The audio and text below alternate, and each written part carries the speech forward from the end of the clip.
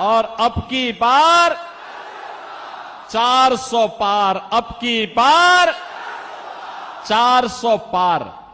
तो 400 पार की जब बात होती है तो यहां पर बीजू जनता दल को तो चक्कर आने लगता है। 400 पार, 400 पार कैसे होगा? क्योंकि वह तो यहां की 21 सीटों पर ही चुनाव लड़ रहे हैं। कैसे होगा मुझे बताओ? क्या ये लोग सरकार बना पाएंगे क्या सेंटर में? कभी नहीं बना सकते। तो उनको जिता के करेंगे क्या? वे नहीं कर सकते। और जनता जनार्दन से जब हम पूछते हैं कि भाई 400 पार क्यों, तो कहते हैं, पूरे देश के अंदर एक ही नारा गूंजता है, वो कहते हैं जो राम को लाए हैं, जो राम को लाए हैं हम उनको लाएंगे, जो राम को लाए हैं हम उनको लाएंगे। और पूरे देश के अंदर जश्न है। आज आपने अयोध्या में देखा होगा, 500 वर्षों के बाद, 5 सदी के बाद प्रभु राम ने अपना जन्मोत्सव भी अयोध्या में अपनी जन्मभूमि में मनाया है और होली भी वहां पर खेली है। बहनों और भाइयों, एक नया भारत अपनी विरासत और विकास की यात्रा को लेकर के चल रहा है। दूसरी ओर आपके सामने मैं कहना चाहूंगा, चाहे वह बीजू जनता दल हो, ये तो नौकरशाहों से घिरी हुई सरकार है। और नौकरशाही जब किसी सरकार को घेरता है तो तानाशाही को जन्म देता है। जनता जनार्दन से उसका कोई वास्ता नहीं होता है। वहां पे भ्रष्टाचार पनपता है, गरीब के हक पर डकैती पड़ती है। वहां पे लैंड माफिया, सैंड माफिया और प्रशासनिक तंत्र पूरी तरह विफल हो चुका होता है। बहनों और भाइयों, किसी नौकरशाह को इतनी स्वतंत्रता और इतनी उसको अधिकार नहीं दे जा सकते, नहीं दे जाने चाहिए कि वो सत्ता का संचालन करने लग जाए। उसका काम सत्ता का संचालन करना नहीं है। सत्ता का संचालन संसदीय लोकतंत्र में जनता के द्वारा चुने गए जनप्रतिनिधियों के माध्यम से ही होना चाहिए। वही सही लोकतंत्र का प्रतीक है। और इसीलिए मैं आपके पास आया हूं आपसे कहने के लिए कि बहनों और भाइयों, एक और यहां की सरकार नौकरशाहों से घिर करके उड़ीसा के भावनाओं के विपरीत आचरण कर रही है। उड़िया परंपरा और संस्कृति को पूरी तरह माखोल उड़ाने का काम कर रही है। उड़िया परंपरा को पूरी तरह अपमानित करने का काम कर रही है।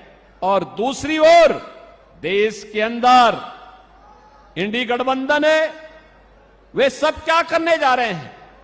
उनके द्वारा जिस प्रकार का कार्य किया जा रहा है, और मैं तो आज धन्यवाद देना चाहूंगा कोलकाता हाई कोर्ट को, जिसने टीएमसी की सरकार के द्वारा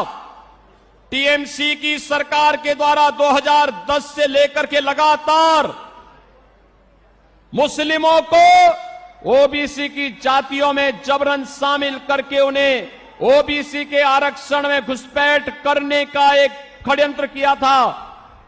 कोलकाता हाई कोर्ट ने एक महत्वपूर्ण फैसले में टीएमसी के सरकार के इन सभी फैसलों को पलट के कहा कि नहीं, भारत के अंदर धर्म के आधार पर आरक्षण नहीं हो सकता।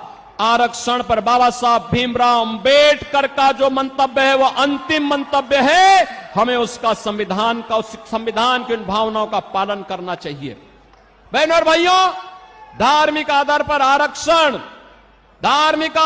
आरक्षण यह भारत की संविधान की मूल भावनाओं के विपरीत है।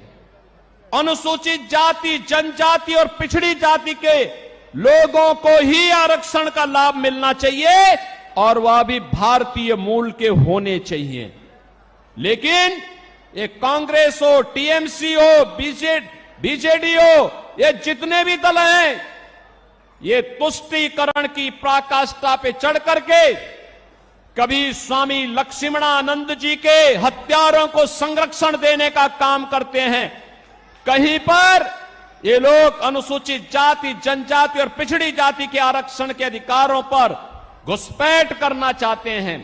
इनके मैनिफेस्टो को अगर आप देखेंगे आपको भी लगेगा ये मैनिफेस्टो भारत के किसी राष्ट्रीय दल के या किसी दल के हैं।